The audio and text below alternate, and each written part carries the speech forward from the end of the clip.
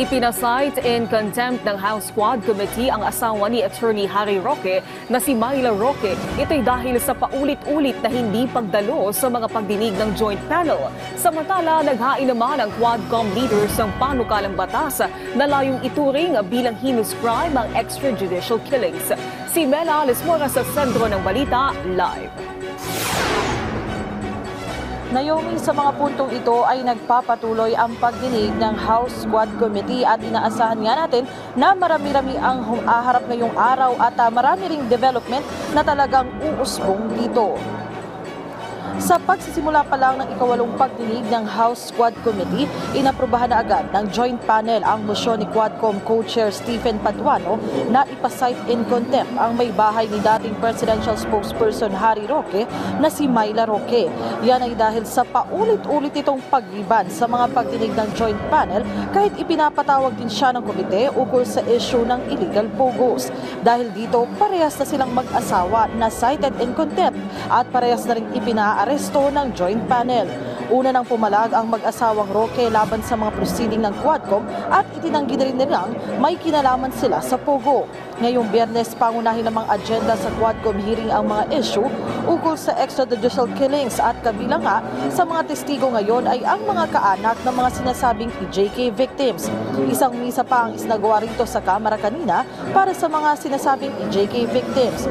Isa naman sa mga bagong humarap sa Quadcom ay ang self-confessed drug lord na si Kerwin Espinosa na nanawagan din ng hustisya para sa EJK victims.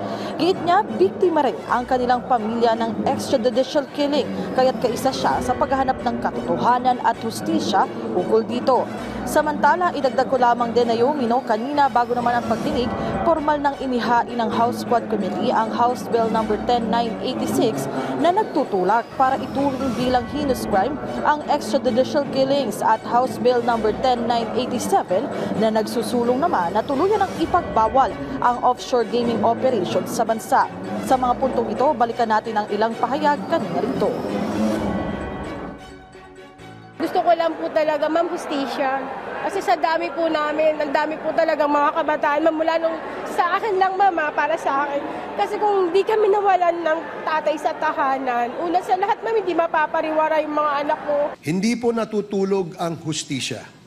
Gagawin po namin ang lahat ng aming makakaya upang magampanan ang aming tungkulin bilang mga mambabatas. Sa lahat po ng aming ginagawa, wala kaming gustong sirain at wakasan, kundi ang pang-aabuso sa kapangyarihan, ang pagmamalabis, ang pangluloko at pagsasamantala ng mga dayuhan, pagnanakaw sa kaban ng bayan, pananakot at pagpatay ng walang katwiran.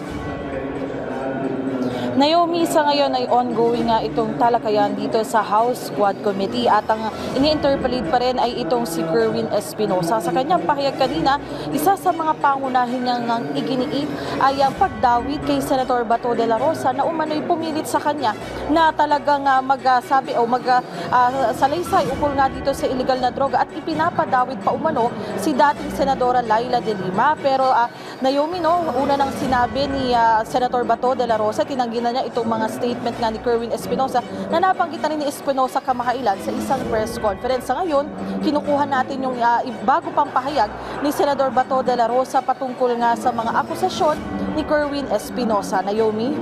Maraming salamat, Mela Lesmoras.